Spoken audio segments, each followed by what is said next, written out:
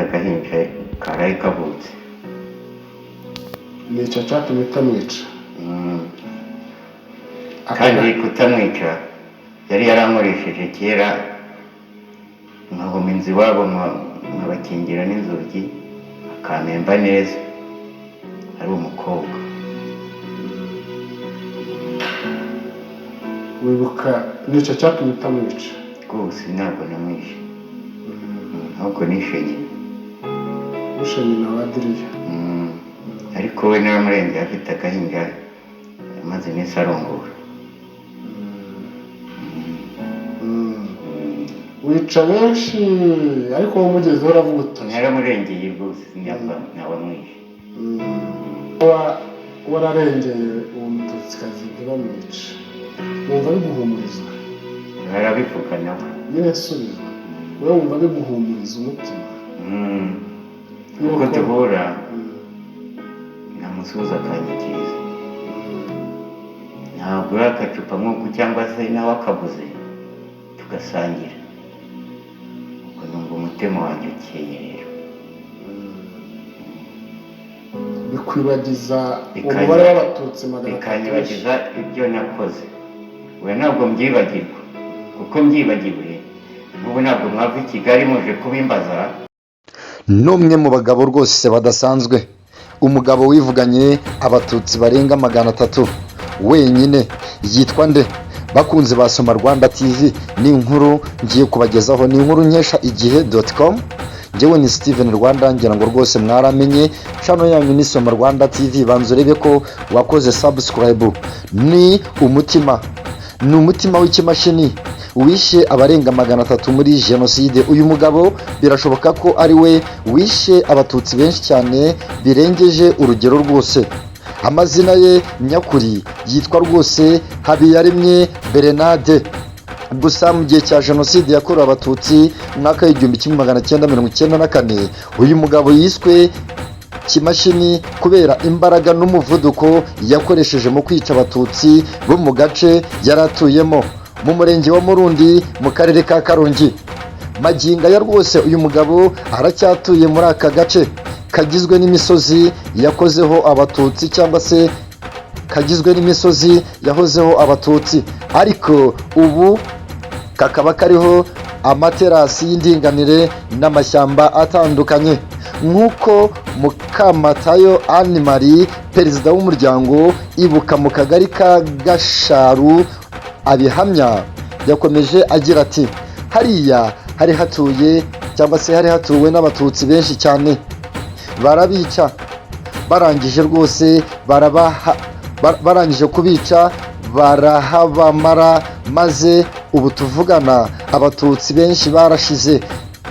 none hari amaterasi kubera ko nta muntu ukihatuye, bose ubu barazimye. hahoze ingo nyinshi z'abatutsi, umuryango w'uwitwaga Mukakimenyi n'abahungu be, ndetse no kwa Ntoyihuku hariya hepfo n'abahungu be.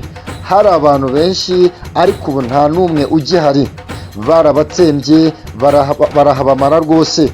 kimashini yavutse mu mwaka w'1965. nababwiye ngo uyu mugabo Kimashini niwe wamaze abatutsi barenga 300. inyandiko z'inkiko gacaca zigaragaza ko yishe abantu barenga 300 bazwi. ibi kandi byagarutsweho na Minisitiri w'Ubumwe bw'Abanyarwanda ndetse n'inshingano mboneragihugu Dr Jean Damascene Bizimana, ubwo yari mu bikorwa byo kwibuka jenoside yakorewe abatutsi mu hahoze ari Kibuye. yakomeje agira ati umwihariko mubi uharanga umurenge wa Murundi. uyu mu Dr Jean Damascene Bizimana yagize ati umwihariko mubi uharanga cyangwa se umwihariko mubi waranze uyu murenge wa Murundi, akagari ka Nyamushishi, niho hari umwicanyi dusanga ari we wishe abantu benshi mu Rwanda wenyine. mu manza gacaca twasesenguye ko Habiyaremye Bernard, nababwiye ngo uyu mugabo witwa Habiyaremye Bernard niwe wishe abatutsi barenga 300, ndetse yitwa Kimashini, yishe abantu barenga 300 bazwi amazina. nawe ubwe hari ibyo yibuka bari baramuhimbye izina rya Kimashini. Iri ni ryo zina bari baramuhimbye kubera ubwicanyi burengeje rwose urugero uyu mugabo azwiho. Uyu mugabo kandi asobanura ko yatangiye kwica abari abaturanyi be, ndaza kubagezaho amajwi uyu mugabo abisobanura. Uyu mugabo asobanura ko yatangiye kwica abari abaturanyi be, abo basangiraga ndetse nabo bari baziranye bose. Yakomeje agira ati uyu ni Kimashini ubyivugira, njyewe uko nabyisanzemo nanjye ntabyo nzi, abo twari duturanye bwa mbere twarahuye maze umukobwa wanjye bamwishe, none nanjye mbuze umuntu wanyica, nuko nabitangiye.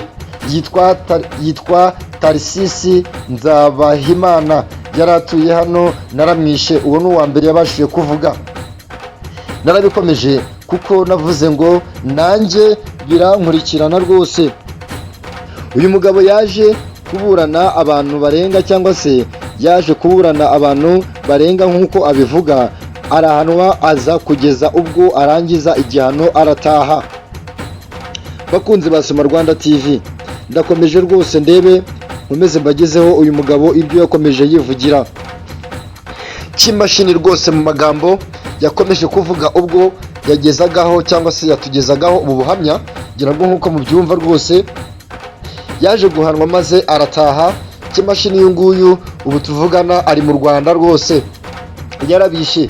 Uyu mugabo rwose yaje kuburana n'abantu barenga nk'uko nabivuze haruguru, ubu ngubu yaratashye. Avuga ko abo yishe bari babanye neza, ati rwose twari tubanye kuko duhuje n'imbibi, bari hafi yanjye, hari n'abapfuye ariko atari njye wabishe, ariko nabo tugasangira tugahekerana rwose, tugahingirana tukabana mbese. Gusa uyu mugabo avuga ko atahezwaga kuko aho yajyaga yararyaga akakirwa neza, ntacyo navuga ngo hari umwanzi n'umwe nari mfite.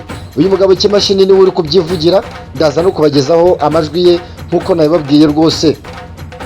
Ku bijyanye no kwicuza agira ati nari umuntu rwose utari we, kubera ko ibyo nakoze nari meze nk'inyamaswa, meze nk'igishushungwa mbese, kuko ibyo nakoze nta muntu wavuga ko yabyishimira cyangwa se yabishyira mu mutima we ngo avuge ko ari byiza cyangwa se avuge ko njyewe nari mwiza. Uyu mugabo ashimira gahunda yashyizweho yo kwigisha abakoze jenoside yakorewe abatutsi, bakabaha inyigisho zatumye bongera kwisanga mu muryango nyarwanda.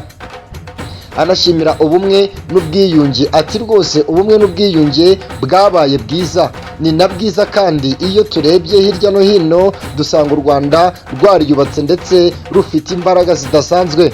Yavuze ko abagifite ingengabitekerezo igomba gucika maze abanyarwanda bakabana neza bafite ubumwe, bigizwemo uruhare rero na buri wese. Ati ingomba cyangwa se njyewe ngomba kuba umwe mu bantu bagomba kwigisha abanyarwanda mu rwego rwo kugira ngo ingengabitekerezo ya jenoside ikurweho burundu.